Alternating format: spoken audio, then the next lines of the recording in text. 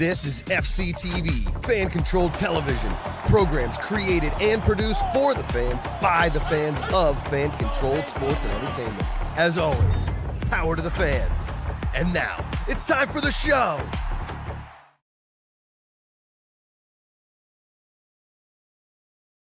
Here we go.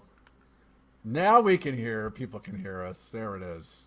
It can be heard. It's around the world. It's global. It's in your face, and it's in your minutes. Hi, I'm Alex Enriquez. Hi, I'm Kenny Stevenson. I just found out that apparently Twitter just changed their rules, and we used to be able to stream on Twitter, but you have to have a premium account. I don't know. So we might not be on Twitter right now. So hi to like the 1 or 5 people watching on Twitch. Welcome to Fan Controlled Fandom.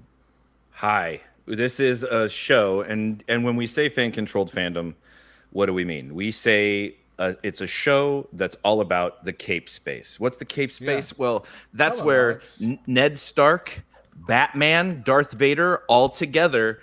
That little triumvirate, that where they lie together in the Venn diagram, that's where we sit and wait and watch them and then complain about it here. No, we don't complain.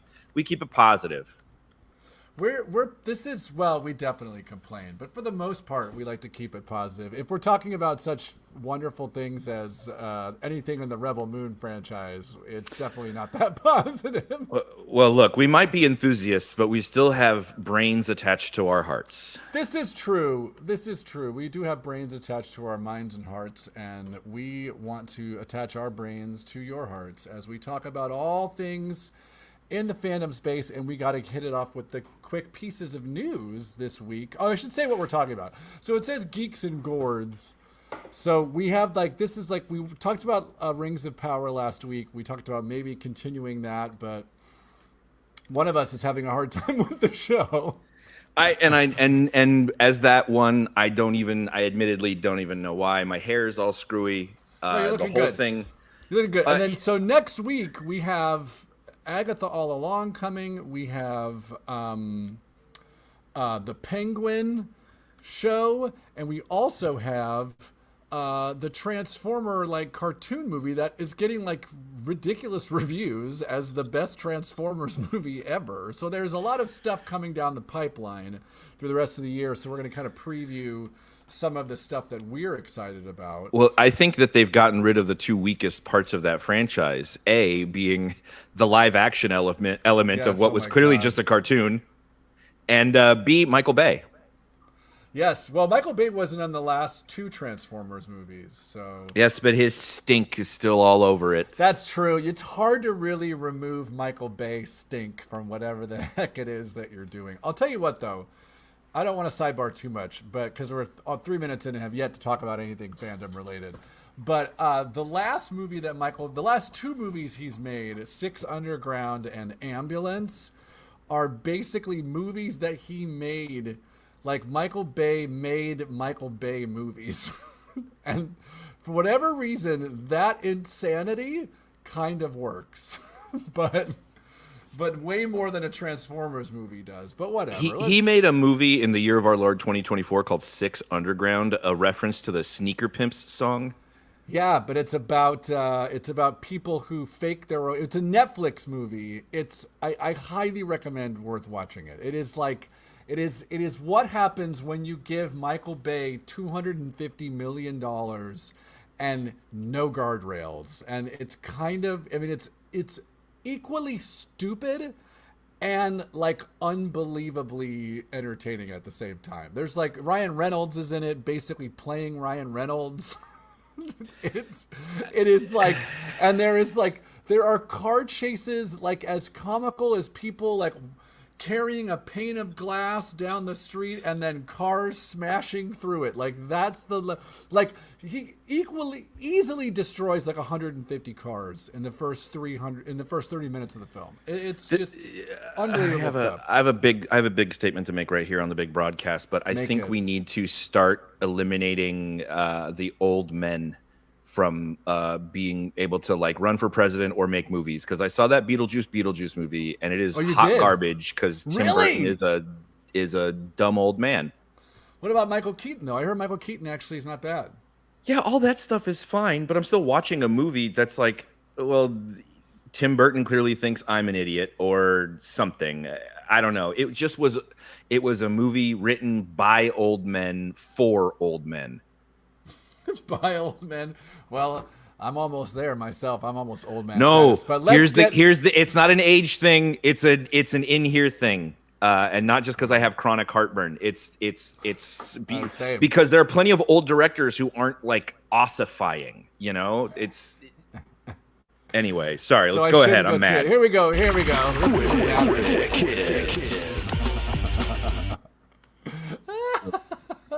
In a plethodion.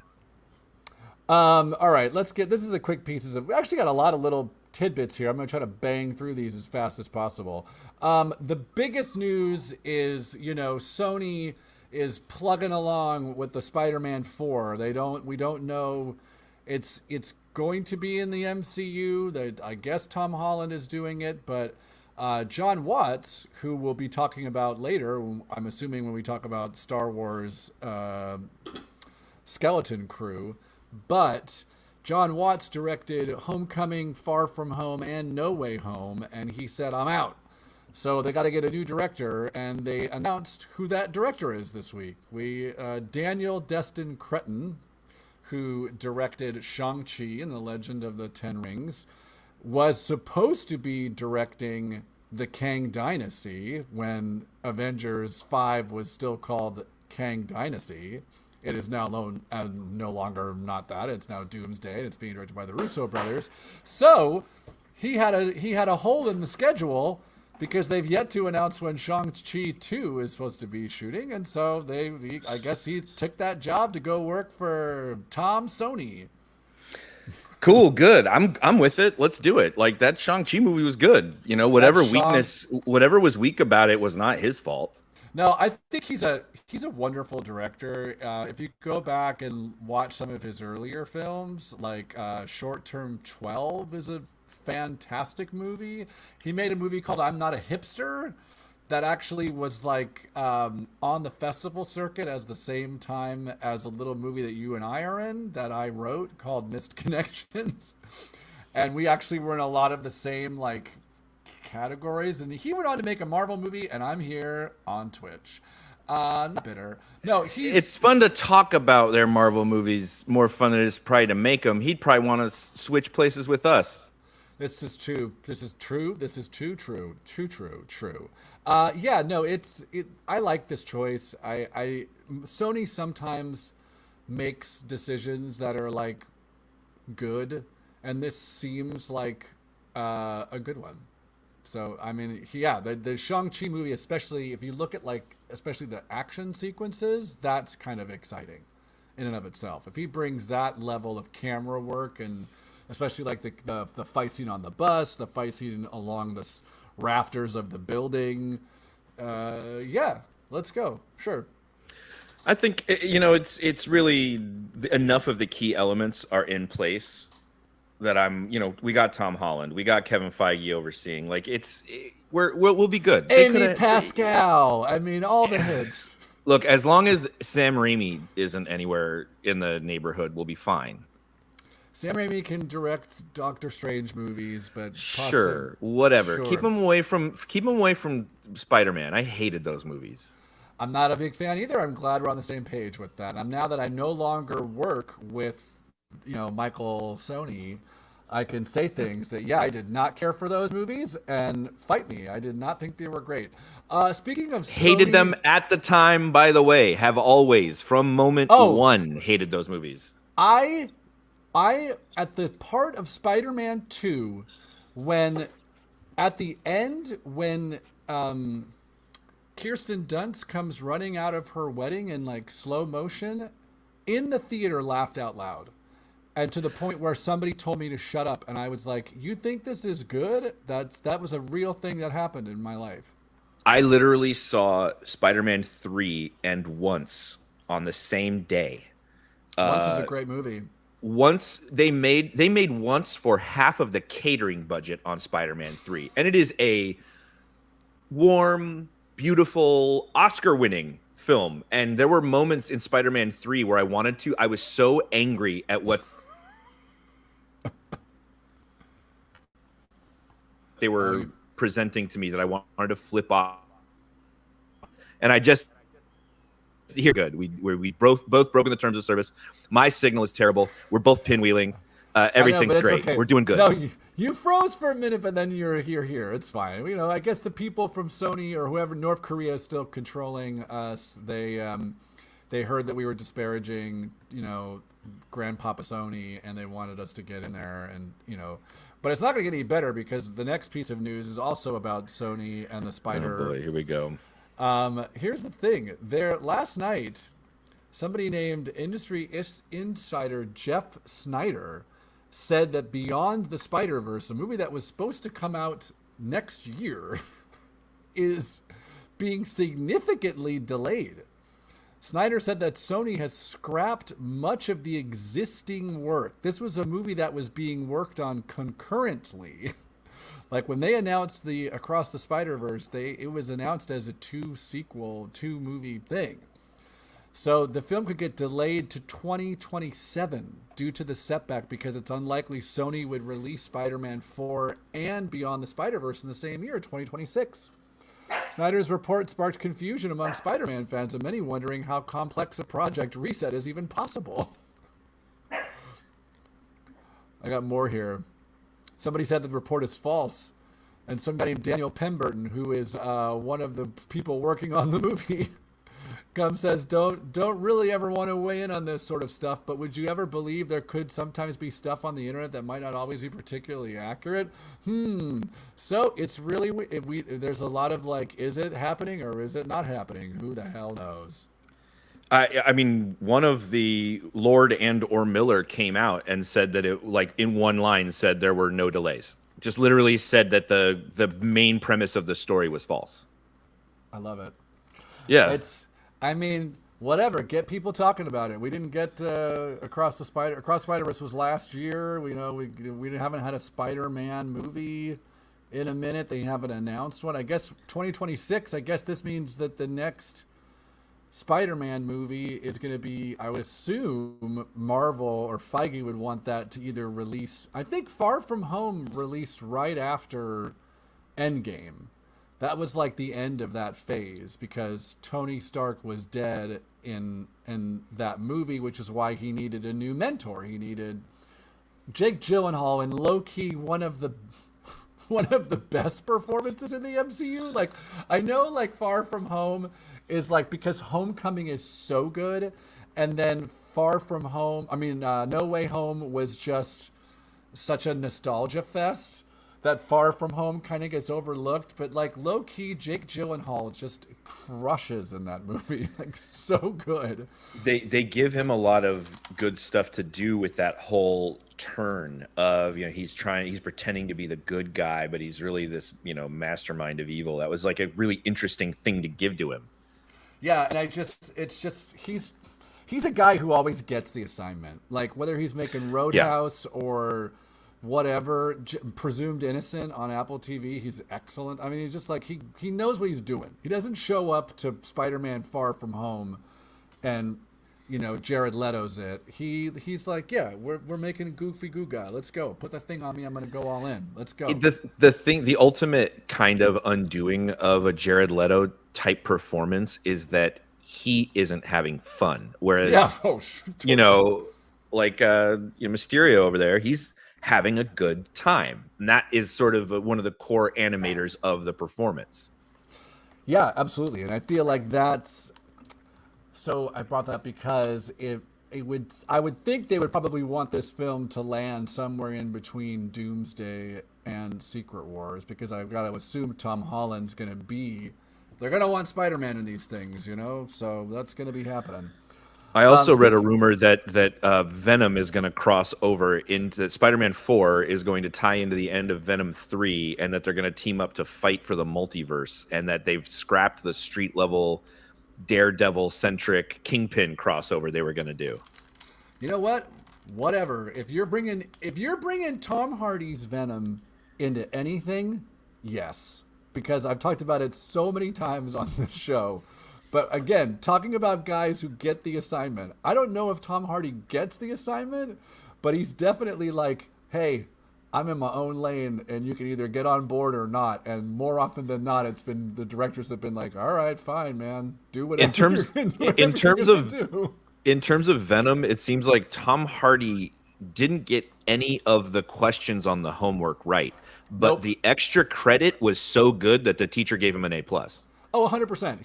He showed up to set and like didn't read a single page of Venom except that like, oh, Eddie Brock's from New York, got it. Like that was the only thing he brought to the character because he's talking like this with this like New York newsy act and like shows up. Yeah, I'm just trying to sell newspapers here, you know. The fact that he's interviewing Riz Ahmed in the first movie with a notepad and pencil is just like next level ridiculous. Like, oh my God, please put him in the MCU. He brought it from home. That they were like, why are you? As I'm a reporter, I'm just trying to sell newspapers.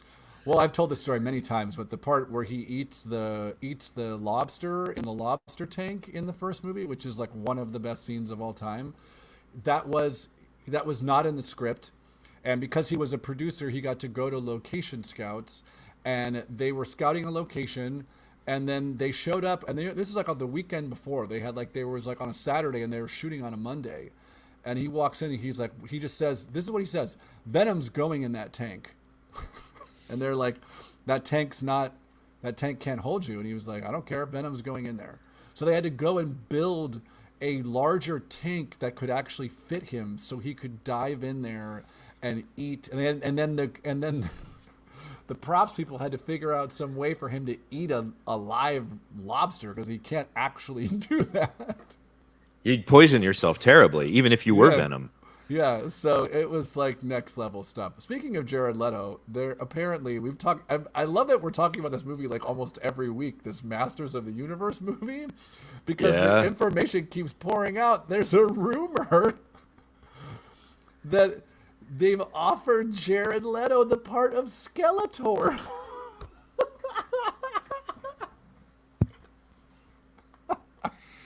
And that's not even like that's like. That's sad, man. Like there are timelines out there where this is a cool piece of news where people are like excited by this, but I live in the one where, you know, he's had 2 shots at something like this and it's been disastrous. I know. Like if Morbius, did we all freeze? Because you froze on my end. Like, what is he gonna like? Leave in their dress. Frozen. You're frozen on my end. I wonder what everybody else is seeing. Yeah, we're back. Hey, we're back. We're back. Hey, we're back. Was I crucially enough, by the way, when that happens, you frozen. Then I get a spin, but crucially, the audio is usually pretty decent during these interruptions. You know, I can make out what you're saying. We'll just keep plowing through. Yeah, Jared Leto, like Morbius Jared Leto. I'm telling you right now, if you guarantee me we are going to get House of Gucci level Jared Leto, let him do whatever the hell he wants. Always and always. That choices that he made, like I want you when I guess this is what it all boils down to. When we're operating in the Guga space, I want all of your choices to be borderline perfect or stupid. That's where I need you operating. And that's where Jared Leto was during all of House of Gucci, where it was like, I can't tell if this is great or terrible. I can't tell. And that's where you need to be living. It's Jared Leto, as you've pointed out, I think I've put it together. He is a contrarian. So he goes to the big serious House of Gucci movie and he goes, I'm going to be a real dip butt in this one. And like, and then he goes to the big comic book movie. He's supposed to be silly and funny. He's like, I'm gonna get intense and abusive. And I'm gonna make the Joker into something that nobody wants to see. I'm the only person who hasn't won an Academy Award for playing this role in the last 20 years. I'm gonna be him, and everybody's gonna want a real Batman to beat me up. Does he ever think that? Does he ever thinks like, man, I played the Joker. How come I don't have an Oscar yet? Like every other person who plays this role, with the exception of Jack Nicholson, gets an Oscar for this. And they're and deservedly so. One of the people who played the Joker is a certifiable piece of shit. Well, I choose not to speak ill of the dead, Kenny. I'm not talking didn't about believe him. that you would either. I'm I'd talking rather we about move the other on. one. I'm talking about the other one. Old bacon lip. Oh my God. I can't. That was on my list of things that like I want to run away from this fall, which is the Joker sequel, which apparently the first reviews of that are out. Apparently it's equally incelly as the first one.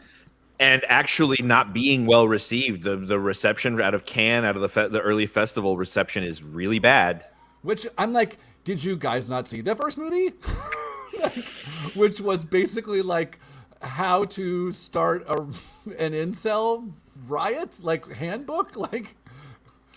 Anyway, Yeah, I don't think we need to platform. No, hopefully that's the end of platforming dumb BS like that, and I hope so too. And he goes back to making regressive comedies. Yeah, hey-o. Let's a couple of quick pieces of news because I want to get pumping on our real topic here. Dennis Villeneuve came out this week, and they are making Dune 3. It's happening. He confirmed this week that Dune 3 is being written, but says it's not like a trilogy, adding that it feels different and has its own identity. I feel like this is just like studio talk because like they want to keep making these past the third one, but I also feel like if you've read Dune Messiah, it's not a I mean, there's not 3 books in the series. There's many books. Right. And if they take the same approach of sort of splitting initial books up into these chapter-based movies, these 6 books that Frank Herbert wrote could potentially be like 20 films that come out over 100 years. Dennis Villeneuve is like that line, one of my favorite lines from Deadpool and Wolverine. They're gonna make him do this till he's 90. Like that's what's gonna like Dennis Villeneuve is gonna get trapped. He's gonna be like 85 years old, like on his death. Like someone's gonna be like, "Here, get the paddles out. We got 2 more of these. He's got to make still." Good news, Danny Quesadillas. We came up with floating head technology. You can just be your floating head in a jar forever and keep making dunes. Wait. What if Danny Quesadillas is the first guild navigator? He's in an axolotl tank, and he goes from making Dune movies to like navigating star courses. Like we have to actually find an Arrakis to shoot Dune 19 on. Is like I will do it with my mind powers. Yes. Here we go. Here's the movie. Do this movie. Do this movie. They're on Titan because Titan is the only place that could potentially hold human life in our solar system because it has liquid. It's not water. It's methane. But still, hey. You can burn it. You can burn it. Let's go, LFG. I don't know why it took so long. It's been almost 10 years, but they're finally filing a lawsuit against Disney for using Peter Cushing's likeness in Rogue One. And I think it's about time. So it's not from his estate. It's from Kevin Francis, a film producer and friend of Cushing. He claims that Cushing agreed not to grant permission for anyone to reproduce his appearance through special effects without his authorization. I don't know how that was possible. He allegedly signed the agreement not to allow his image to be used without Francis's permission in 1993 while preparing to make a television film called Heritage of Horror, which was not completed. So I don't know. I mean, this should have been done, but obviously this guy's case sounds shady at best, so I don't think anything is happening here. I think it's a bit because like that.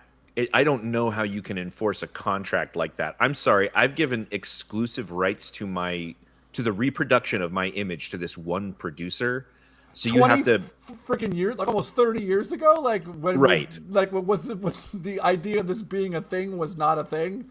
I mean, I think what you do is you find the right kind of lawyer to take your case just far enough so that Disney has to settle it. You get to that point where they're like, it's going to cost us more to pay our lawyers to fight this in court than it is to just give them the $100,000 that they want. Oh, for sure. This is just like this guy's going to walk away with like his mortgage paid for a year and that's it. Now, that being said, studios all the time go into production and, in fact, distribute films without any of the legal clearing up. And I know this from two specific instances that Watchmen went into production from Warner Brothers while Paramount owned the film rights, and they had to, as the film was rolling, Paramount or whoever the owner was like, we can sue to stop production on this. And so they had to get the lawyers involved, give Paramount like a piece of international distribution or whatever. And then, Dukes of Hazzard came out, was distributed, everything. And a guy came knocking and was like, I actually own the film rights to Dukes of Hazzard. And they had to pay him out. Yep. I remember that. I think there's a reason why, well, beyond the fact that it's a terrible film, but I believe that film is like the distribution. I don't think it's on any digital platform. I don't think you can watch the film without renting it. You know what I mean? Like, how most movies live somewhere for you to watch. It's lost media. Yeah, no, truly. Like, anyway, speaking of Lost, I found this, and I got to watch this. I found out this week, I know this has existed for a long time, but some guy recut Lost, the whole show, and made it chronological. So, like, the show starts at the, start of the island and, all that history, and then you get, instead of getting flashbacks, you get everyone's backstory. Then they get to the island, and I'm like, oh my God, I gotta watch this. This sounds fun. And apparently it makes the finale, which I'm in the minority, which actually enjoyed the finale, but it apparently makes the finale way more cathartic because you've invested, so you've got so much of the characters' backstories leading into it. I, on a related note, years and years ago, Topher Grace was trying to learn film editing, and so I remember this. Re-edited a number of films and famously re-edited all 3 prequels into one 90-minute film and showed it to friends, and people that saw it said it was really well done. It was way better than, which it is. Yeah, I watched they had it online, or at least 20 to 25 minutes of it online. Great. And it's in black and white. It's good. He did a really good job.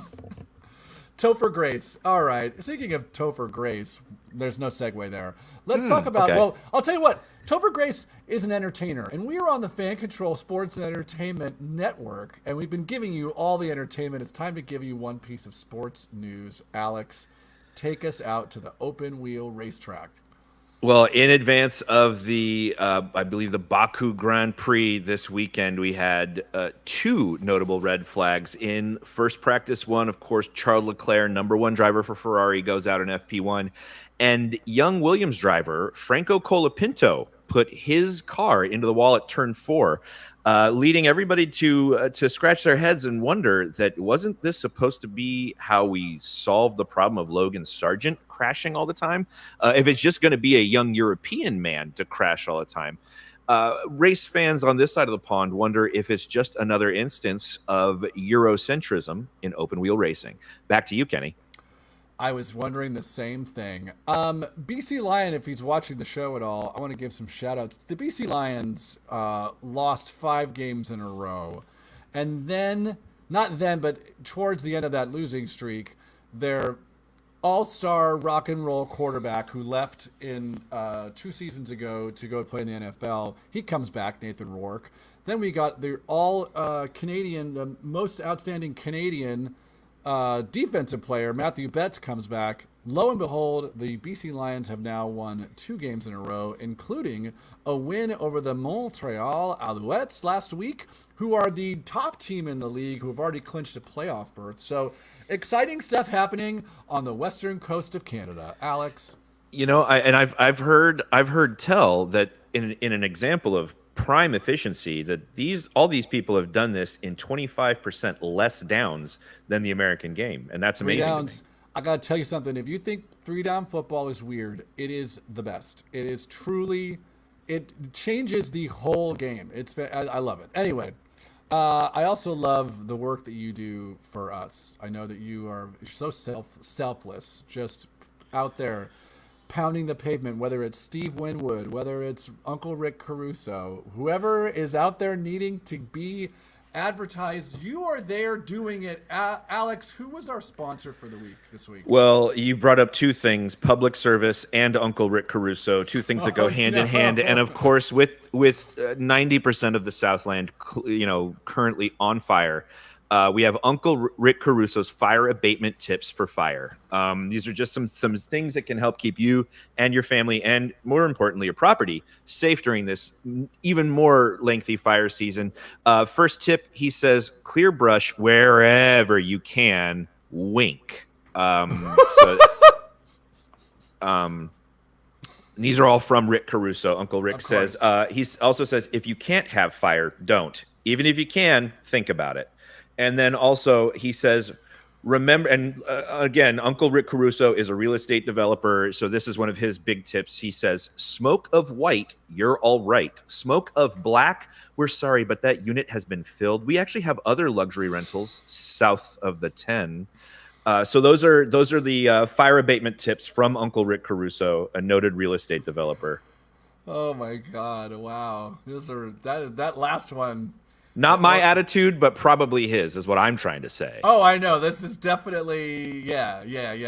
Especially that second one. The last one I mean about south of the 10. We're here. We are here in the fall. We're not there yet. It's not September 22nd, but we're basically. The heat wave in LA has abated. We are now transitioning into just gorgeous weather here. Earthquakes, but weather. Pumpkin spice is in all the coffee shops. It's fall. And the heat is coming from above. The fire on the ground. The quakes from below. We are surrounded by hell. We're literally being attacked by everything. The earth is rebelling against us for what we've done to it. And but there's still content coming. We have a lot of content coming down the pipe. Next week, we got 2 episodes of Agatha All Along. We've got The Penguin coming out next week. So there's a lot of weeks where we're going to be doing like 2-time shows. We've got other shows coming, movies coming. There's a lot coming down the pipe. So we thought we would just kind of feature and talk about some of the things that we are excited about. How many things did you write down? I didn't write any down because I thought we were just going to kind of freewheel it. I like that. Let's freewheel it. I wrote down, I have 10 things written down, but I know that there are some of the things that we are absolutely talking about. Do you want to talk about the obvious ones, or do you want to go a little bit off the radar with some of them? Let's go a little off the radar, I think, to kind of develop a little conversation around the stuff that's laying in the background there. Well, let's talk about the Dune show, okay? So people may not know this or not, but there is a Dune television show coming in November. It is called Dune Prophecy.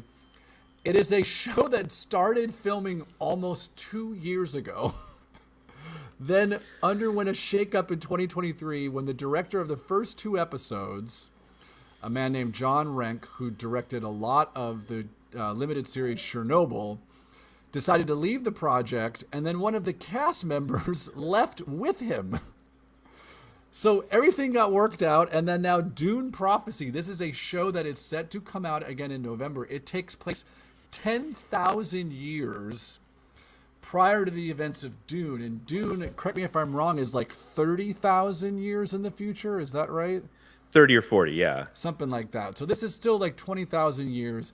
It follows the Harkonnen sisters as they combat forces that threaten the future of humankind and establish the fabled sect known as the Bene Gesserit. This is a thing that's happening. It's from the show it lost its original showrunner. It's a bit of a tortured project.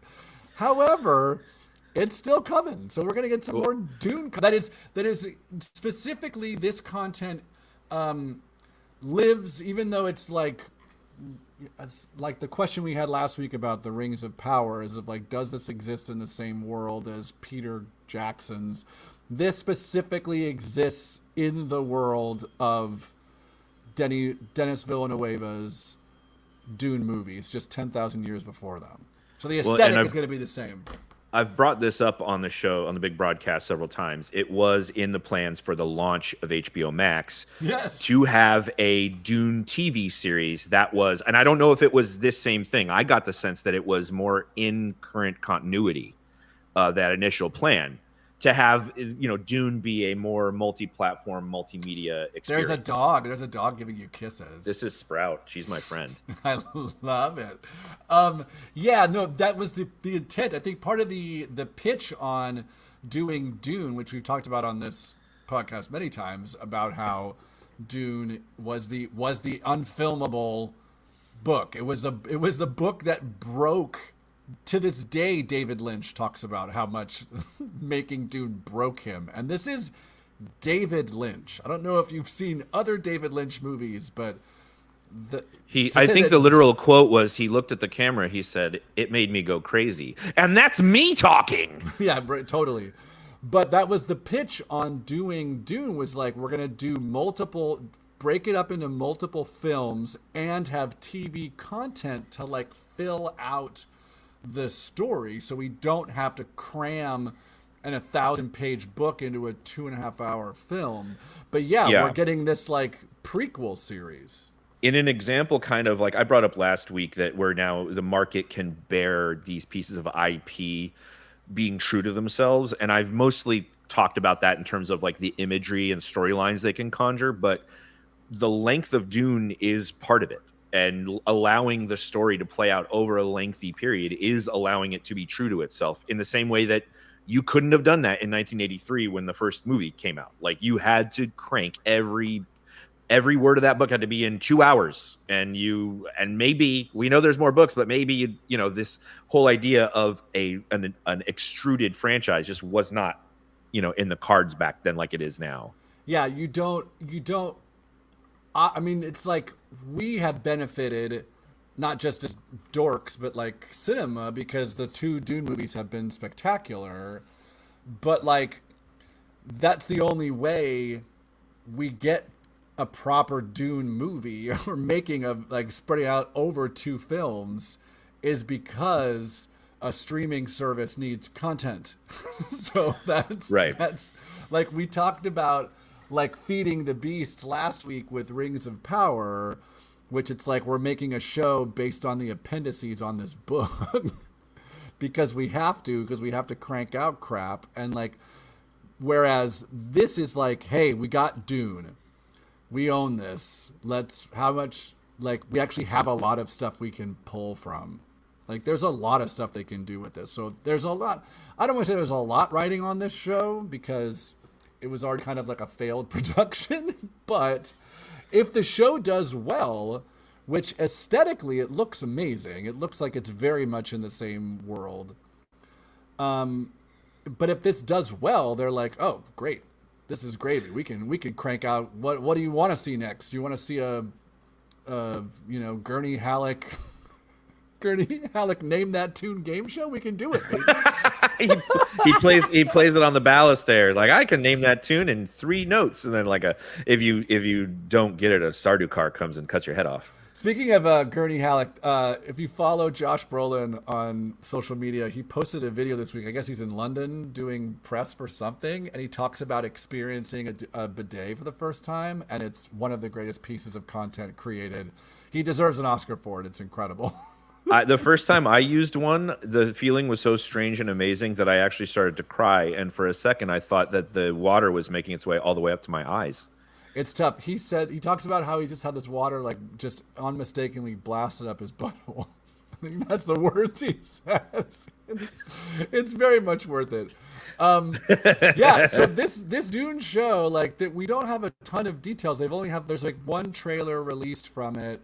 The cast is Emily Watson, Shalom Brune Franklin from the TV show The Tourist, Sarah Sophie Busina from The Colony, British actors. This was all shot in England, obviously.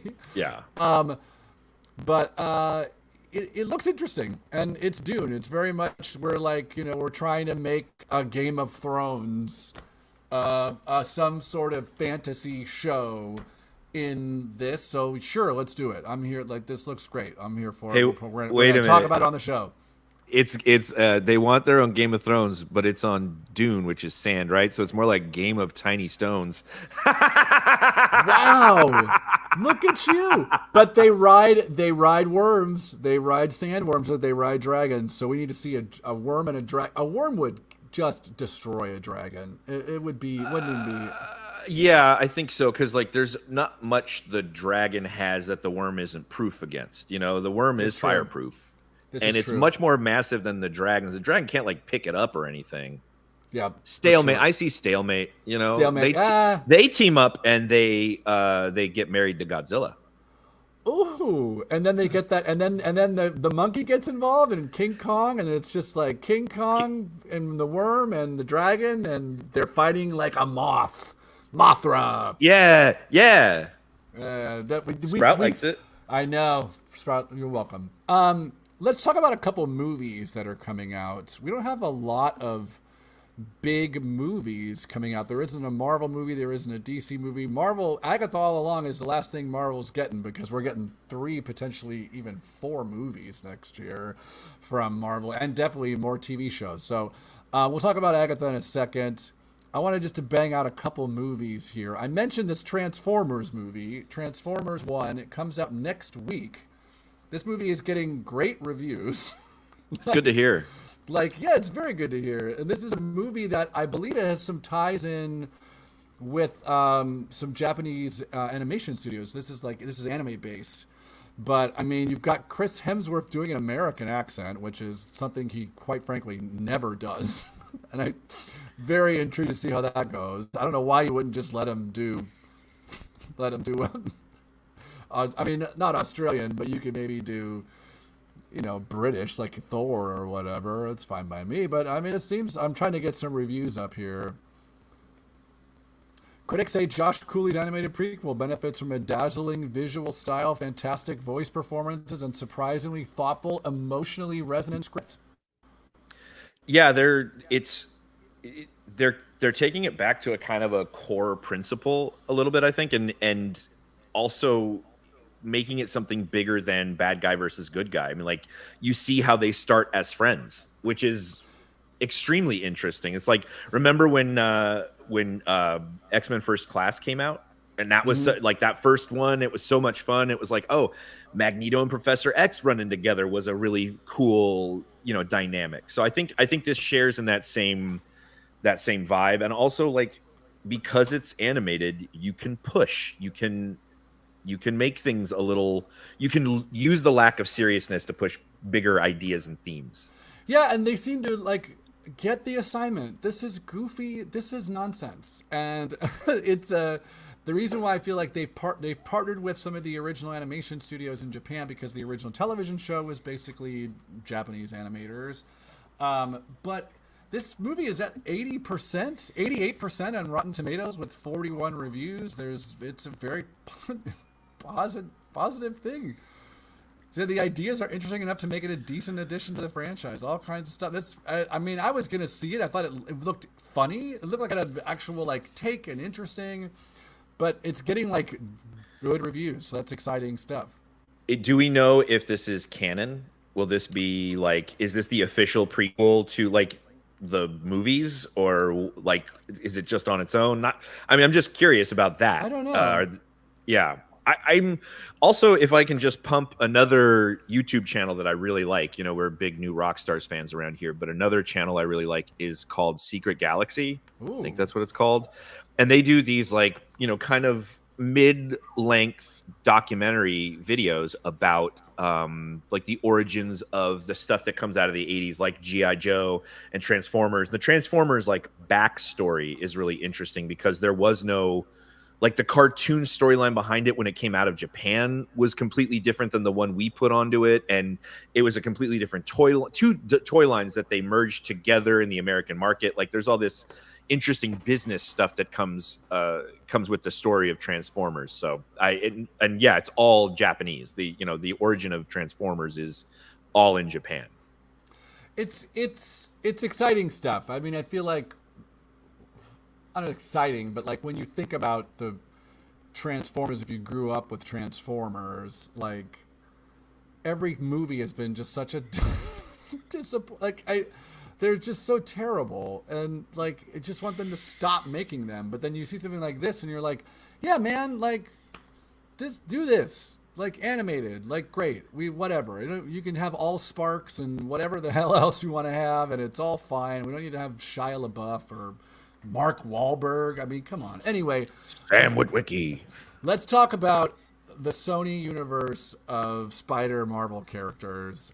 We've got Based on the novel Push by Sapphire. We've got two movies coming from the Sony Spider-Verse before the end of the year. One of them next month, which I could not be more excited for, which is Venom: The Last Dance. We got a final trailer for yesterday, and guess what it looks? It looks fantastic.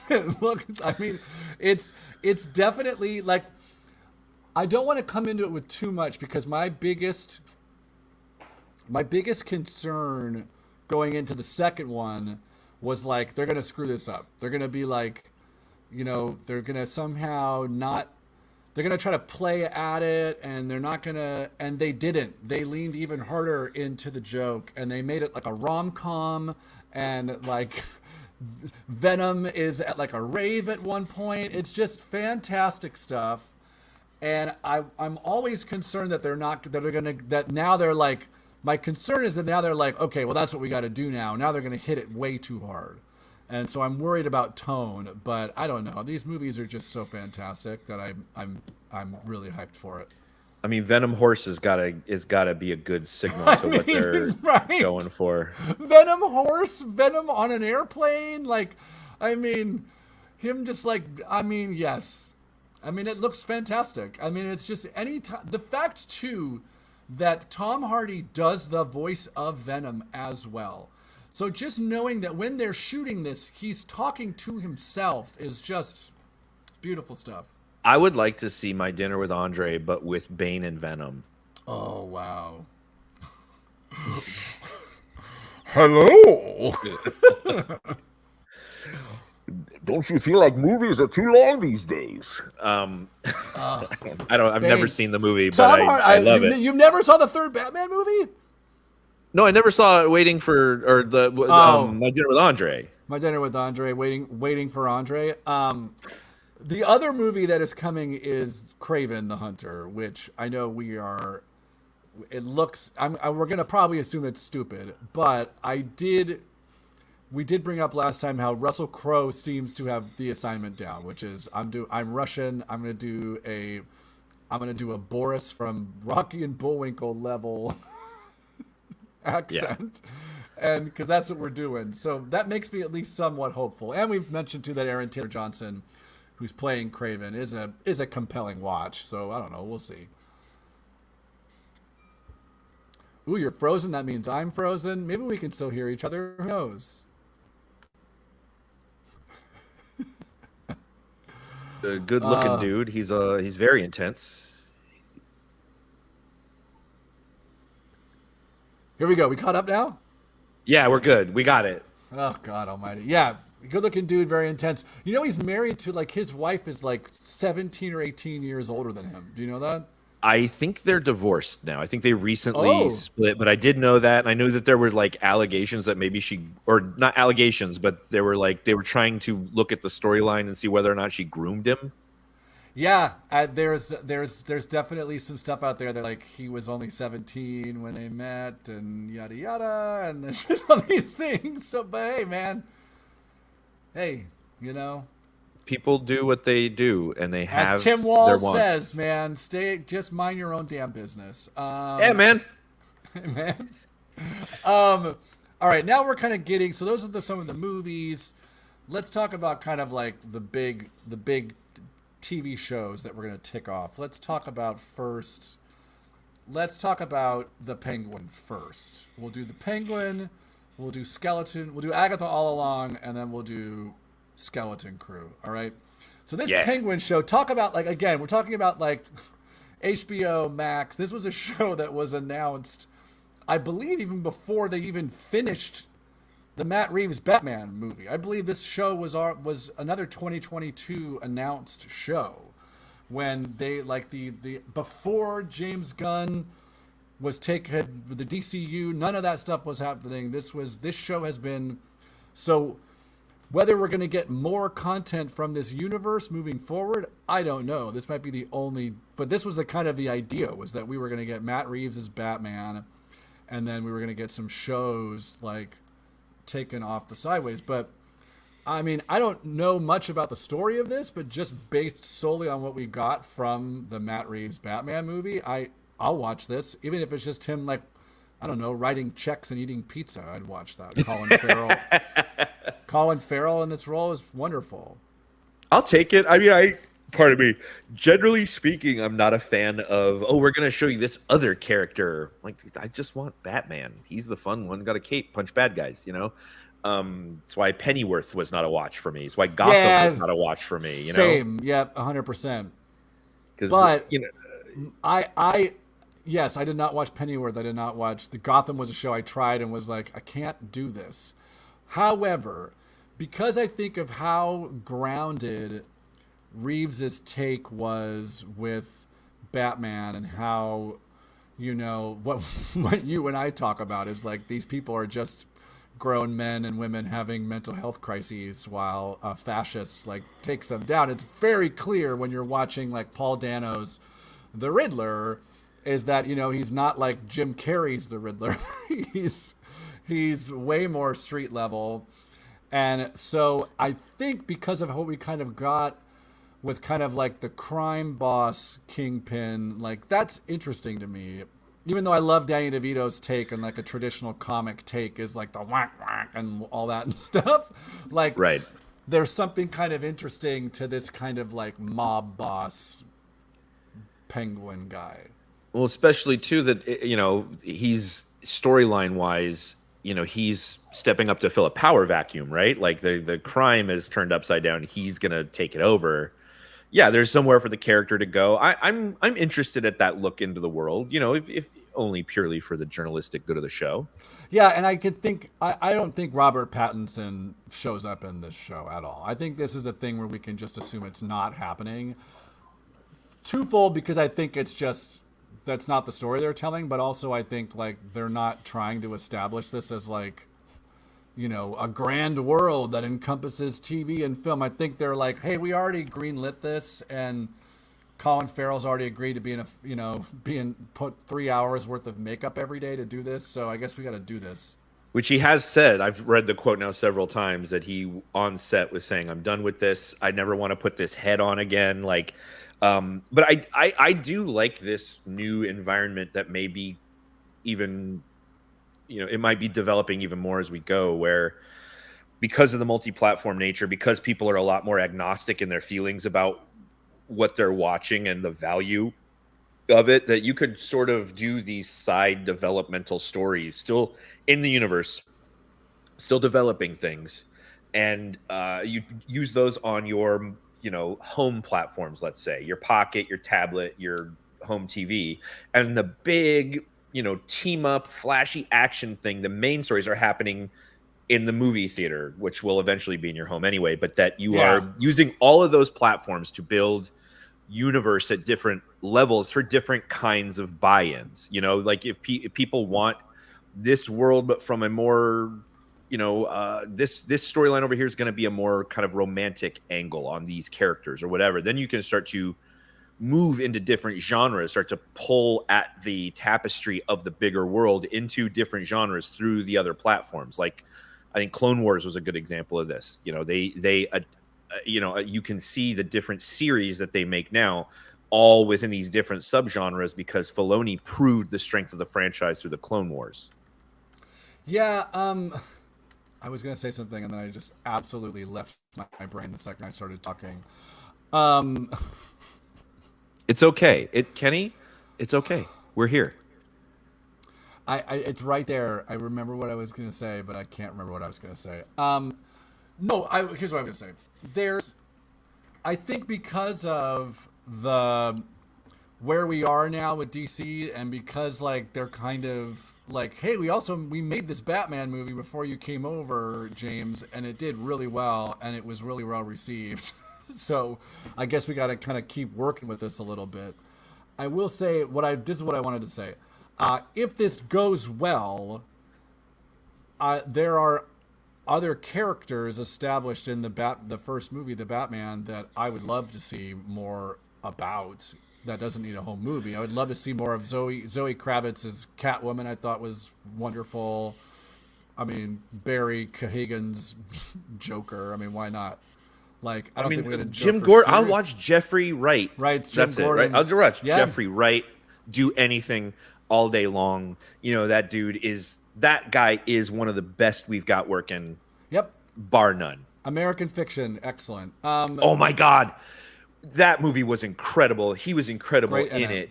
Watch him do, you know, dark, brooding, intense Jim Gordon. Watch him do bedraggled everyman in American Fiction. Then watch his like first breakout role in Shaft with Sam Jackson, where he plays like, I think, Donovan Peoples, this like brash young Dominican like street gang member. Like, first time I saw him, I thought he was that dude they found on the street. And then I saw him interviewed after, and he was like, you know, he's Jeffrey Wright. He's very intense and serious. I was like, what the? I saw him on Broadway back in 2002 when I was living in New York, do a show called Top Dog Underdog. It's a great play. It's a two-hander, and it was him and Mos Def. Ooh. Yassine Bey himself. Yassine Bey and Jeffrey Wright in a two-hander, and it was electric. Absolutely, like, next level stuff. It was awesome. Mos Def crackles when he is on camera, when he's in front of people. I'm talking like in the one-on-one. You watch him perform Umi Says on stage in front of 100,000 people, and you watch the world. But then you watch him one-on-one in that interview where he says Drake is like rap music for Walmart or whatever, and he's just he just crackles, the guy. I love what Kendrick says about Drake. Let's talk about let's talk about Agatha all along. We got to wrap it up here soon. Yeah, this is the last Marvel thing we're getting. I have to ask you questions. We're going to talk about this show. Is this going to be too scary for you? No, I'll be able to handle it. I'm going to have somebody else watch it first and ask them afterwards. Just, maybe. So, yeah, right. This is something really different. Like, we're getting, this does not say Marvel Studios. This says Marvel Television. They are now like, this is a television show. It is about a different kind of wing of the Marvel universe that we've kind of briefly touched on last week when we were talking about Midnight Suns. Witchcraft, like magic, sorcery, demons. This is a thing that exists in comic lore. Like, very, very deeply developed. Yes. I mean, there's huge amounts of mysticism and stuff that pops out of Marvel Comics in a certain era. Huge amounts of lore and backstory. Yeah. As deep as you can go into space and multiverses, you can go into mysticism and dark holds. And so, Catherine Hahn, we talk about a lot on the show, like crackling performers. Catherine Hahn is just one of our greatest working actors right now. She has a limitless amount of stuff that she can do, and to see her be given, like, basically on the strength of her performance in WandaVision, be given her own show, which was not an intention, because at the end of of WandaVision, her entire memory was wiped. So the idea was, we don't have to see you again, but she was so unbelievably compelling that they gave her own show, and then threw in Aubrey Plaza, and then threw in Sashir Zameda, then threw in Patti LuPone. I mean, it's a fascinating stuff. It's about witches. My wife actually wants to watch this show because it's specifically about witches, because my wife is a witch. So I'm like excited for this show. I'm pumped for it too, because like I've sort of stayed away from reading about what it's going to be about. I want to be a little surprised by this. I'm excited to watch Catherine Hahn.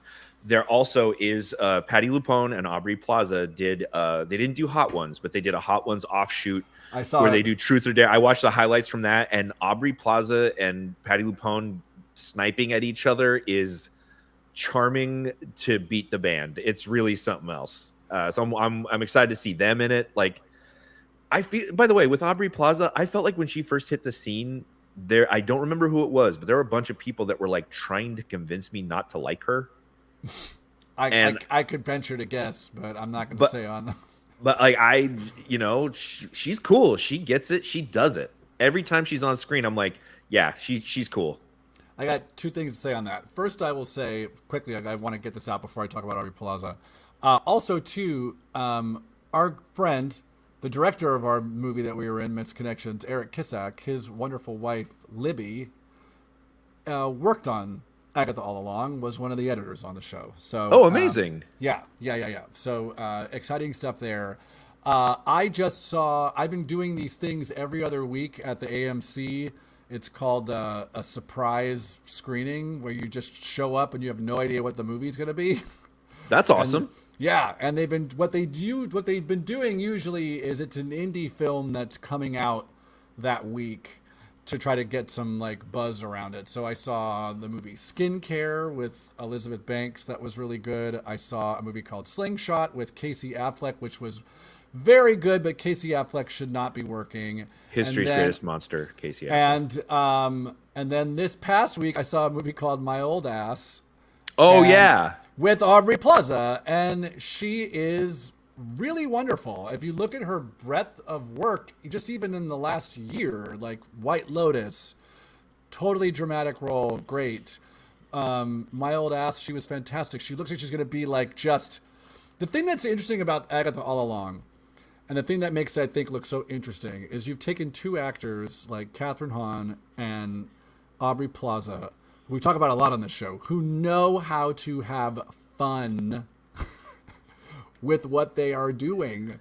And to see two people like that who are going to be in the same show together is very exciting. Both on Parks and Rec, by the way. Both heavy-duty comedy people. You got to tell me. Oh, yeah, maybe you were... Rec. Were you in a scene in the restaurant with her? No, I never worked with Aubrey Plaza. There was two people. I never with Catherine Hahn, but Catherine Hahn was only like a guest, recurring. Aubrey Plaza is the only main like cast member that I did not work with. Oh, and Rashida Jones, which is the biggest travesty. But that's probably better because if we were in the same room, we would have immediately attracted ourselves to each other, and it would have been terrible for all parties. Good for your marriage, and good for me, I think, because I would have.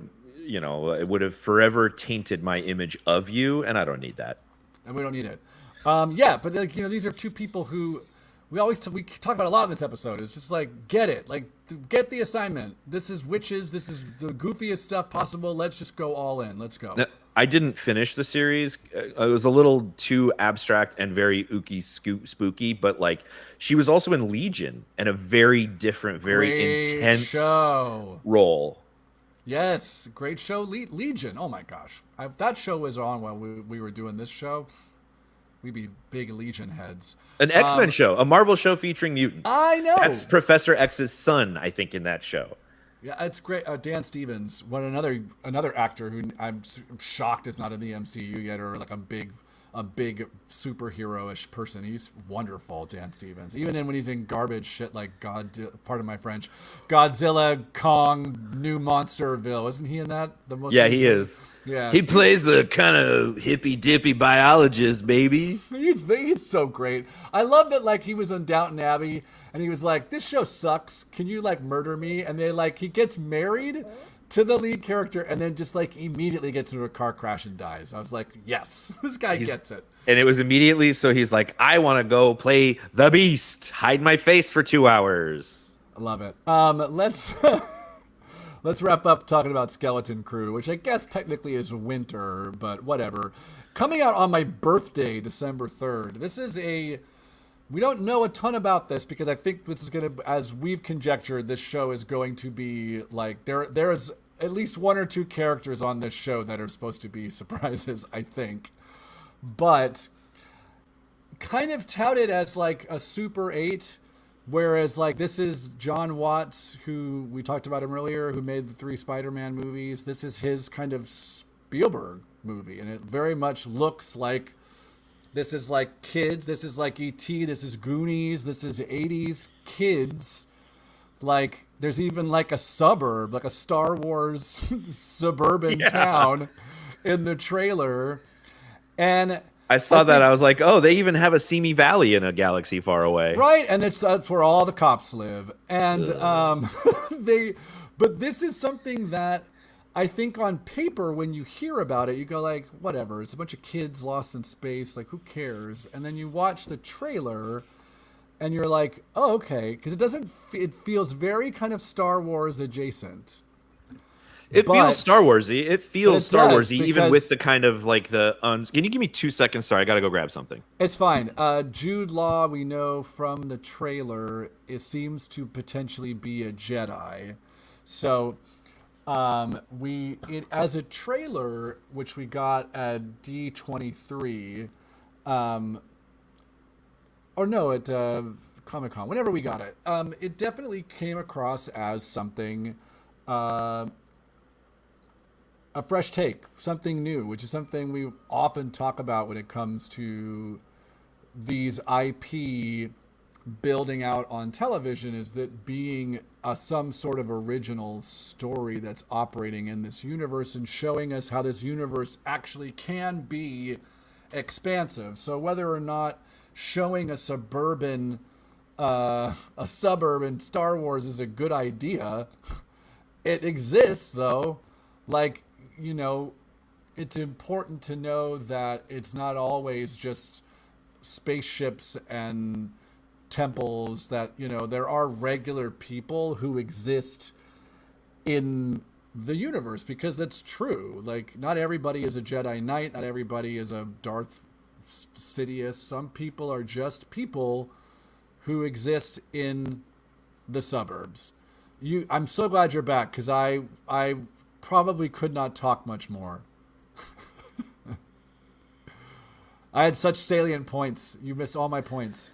No, but we share the same opinions, so they are my points too. Well, I'll just quick recap. I just said that the thing that's kind of exciting about this, based off the trailer, is it looks like we're getting something that we haven't seen, but how all this IP, you know, for something to last and to show that it's a vast world, it needs to be a vast world. You know, we don't need to only see Jedi temples and Darth Sidiouses and, you know, dreadnoughts. We need, like, and this is what I said specifically. I said, whether or not having a suburb in Star Wars is a good idea, it's worthwhile that it exists, because there are just people that exist in this universe. And if it's supposed to be big and expansive, and we're far away from the Skywalker timeline, we got to get there, you know? To me, it casts a new light on especially the original trilogy, where, you know, this is a vast galaxy spanning conflict you're seeing the biggest battles of. And to think about stuff like this suburb that's in the Skeleton Crew, it's like, it's like the stakes. What are they fighting for? They're fighting for, like, these people out here that we're now spending more time with, you know. In Andor, we got to see what the bureaucracy out there looks like. In Book of Boba Fett, we got to see how the inside of the ship rotates. Like, building out the mundanity of the world in the way that they can now is like, it develops the whole thing. I really love it. Yeah, and all this is to be said, is that they have gone out of their way to say that this takes place in the same timeline as The Mandalorian, as Ahsoka, as Book of Boba Fett. So there's obviously some reason why they're saying that. Like, they're not just saying it takes place in the same time. They're saying that it takes place in the same portion of the timeline. So it's very specific. I can imagine that, you know, one aspect of that is just expectation setting, that, like, Darth Vader can't be in this or whatever. But also, that's true. It also could be to, you know, if they find a ship that can do hyperspace in an uncontrolled way, there might be like time shifting going on. They might come back to the past or something. Well, they definitely get lost. I think that's the part of it, is that they get on this ship and they're not supposed to be, and then they get lost. So if you just think about, there are other people in those specific television shows that I named that are currently lost in the universe. Specifically, one of whom is the title character of one of those shows that I just named, and that's Ahsoka. Now, Dave Filoni, when teasing or confirming that season 2 of Ahsoka was coming, referenced the image of the statues of the 3 Force gods, Mortis gods. So that's how he announced that there was season 2. So I don't know if that's going to be happening in Skeleton Crew, but I don't know. Who the hell knows? Anybody can show up. Thrawn is out there now in this universe. Ezra is there in this universe. Whoever. Zeb. Anybody can show up. Chewbacca, The Rock Johnson. Chewbacca the Rock Johnson. I want to give a couple more things that are just coming out in the fall that we don't have to necessarily talk about, but just to kind of wrap us up. There is the animated Lord of the Rings movie that's an anime film called The War of Rohirrim. It looks awesome. I didn't know. I read that it was just animated, but it is an anime film. It is an anime Lord of the Rings. It looks wonderful. It takes place. Cool. It's Warner Brothers, so they actually own the Lord of the Rings. So we're not like, this isn't an appendices. This is I think a couple hundred years before the Lord of the Rings. We got a new season of Star Trek Lower Decks. That show's fantastic. The second season of a show that I know you did not watch, but is definitely in the Cape space, is Squid Game. And the second season of that show is finally coming back. Oh my God, why? I don't know, man. No, the first season ended on a cliffhanger, so we got to get it back. And then I just put this on here because we mentioned Dwayne "The Rock" Johnson, because I've seen the first movie, 40 million times. Moana 2, let's get excited. Moana 2, the first Moana is a great, great movie. I like when Disney makes actually good movies, and Moana 2 looks like it could be one of those. I'm into it. I'll be there. I'll be watching it. Dwayne "The Rock" Johnson's singing. Even though Dwayne "The Rock" Johnson has had some real hot takes over the past couple months, and his real, I'm an extreme moderate, that kind of nonsense. Anyway, I'm an extreme moderate in the face of utter collapse of society. Anyway, Alex, it just means you have a threshold of racism you're okay with. Basically, it's more like I want to make sure those racists still buy my Terramana tequila. Right, that's all it is. Anytime someone says that they're an extreme moderate, it just means no, I need people on the other side to buy my stuff. Let's get another ad read from Rick Caruso for fire season, right? These are Uncle Rick Caruso's fire abatement tips for fire. Fire happens. What are you going to do? Enjoy a pumpkin spice latte right at the Grove. Training outdoors during fire season builds healthy, savory lungs, especially when you wear Lululemon or Nike products that you purchase right at the Grove. And also, farmers are hit hard when they lose land and crops to fires. Come help their tears by purchasing some of their fine products at the farmers market right at the Grove. I love this. All right, we got to wrap. I got to get out of here in 11 minutes. All right. Rick Caruso, he's a real piece of work, that guy. Let's get ready. You know what time it is now, though? I do.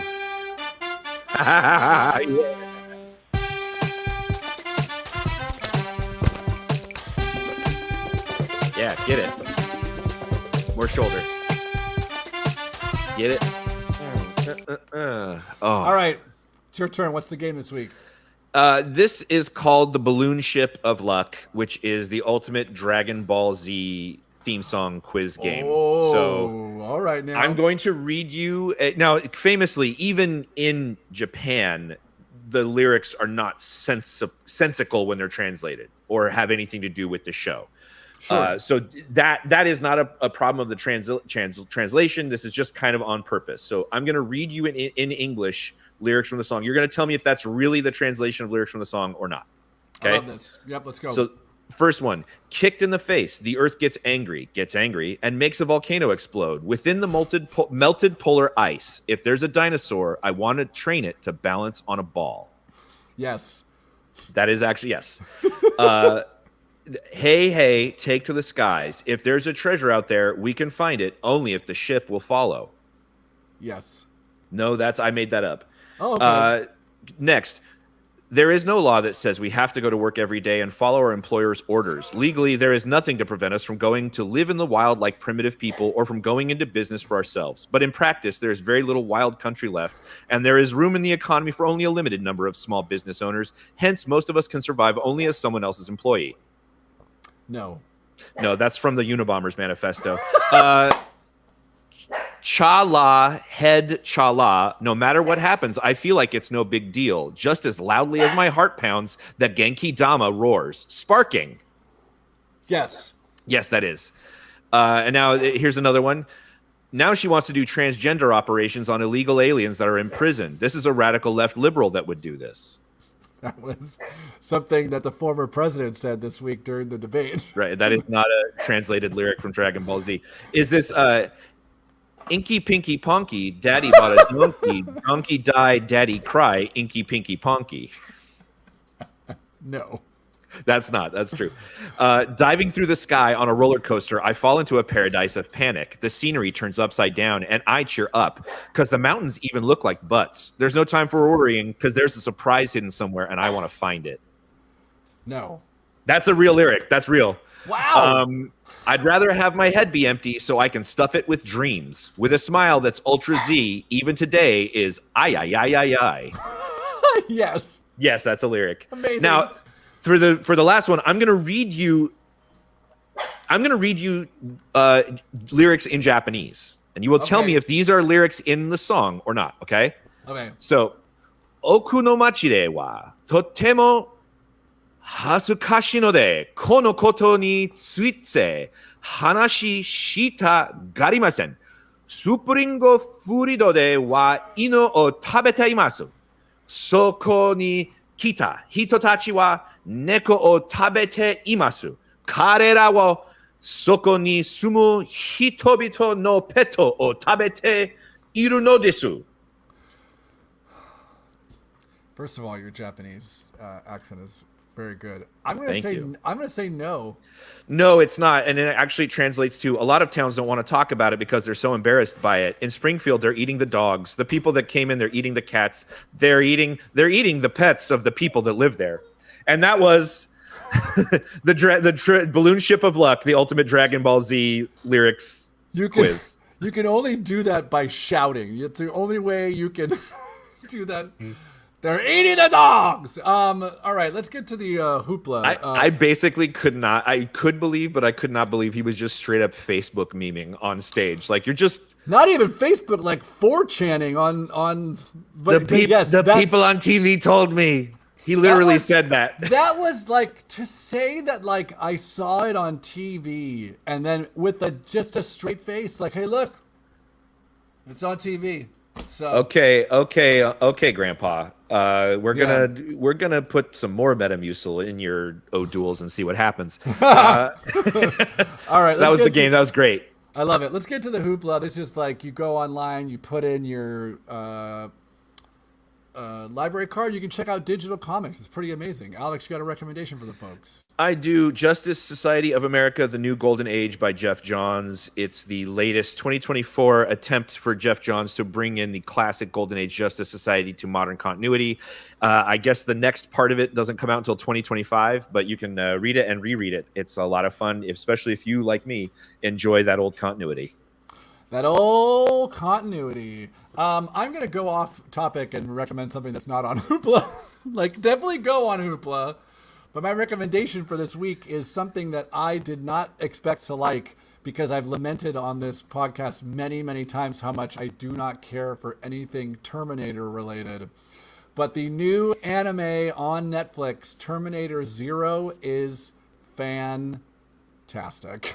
It's really, really good. All right. It's something that is existing within the continuity. It takes place in like future times in 2022, which is supposedly the future in the Terminator series, and it goes back to 1997. but it's all in Japan, and there's a whole other term. It's good. It's the perfect meld of anime and some sort of IP. Like there are things that make it inherently of the IP, but then there are things that make it specifically anime, which is like I like that. A guy is talking to an AI that he built, but it's like, two weird things floating in the air, and it's 1997, which was not a thing that existed technologically, but it does in anime. So it's great. I really, really enjoy it. I highly recommend it. That's what they want you to think. Exactly. Can we get, who else wants you to think a lot of things? Uncle Rick Caruso. Does he have a couple more takes for us? Yeah, some fire tips for fire safety. Number one, stay out of Brentwood. Not even just for the fire stuff. Just stay out. That's Uncle Rick's country. He sees you sneaking, he's going to start peeing. It's a dominance thing. Also, on the same note, if you're going to light fireworks in the hills during a fire danger season, it's okay, as long as you make sure you have sufficient legal protection or you can leave the country. It's that simple. And then finally, the most important, keep a safe with valuables in case you need to evacuate. Leave it just to essentials like Uncle Rick's checklist, your will, a gun, a sword, a knife, and the most important thing to take, a set of child's dentures with a poison capsule hidden in one of the molars. You got to be able to take that poison pill, baby. You got to have it. Well, you kill them kids. You need a kid to take it. I know. Hey, kid, take this poison pill. I don't got time to carry you around. Amazing. It's called tying up loose ends. Uncle Rick's got to run. I do not believe the children are our future. Uncle Rick's the future. I'm the past. I'm the present. I'm the future. Come to the Americana. Alex, are your dogs hyped up for anything coming out this fall? They're hyped up to go pee in the yard right now. That's the only thing they can focus on.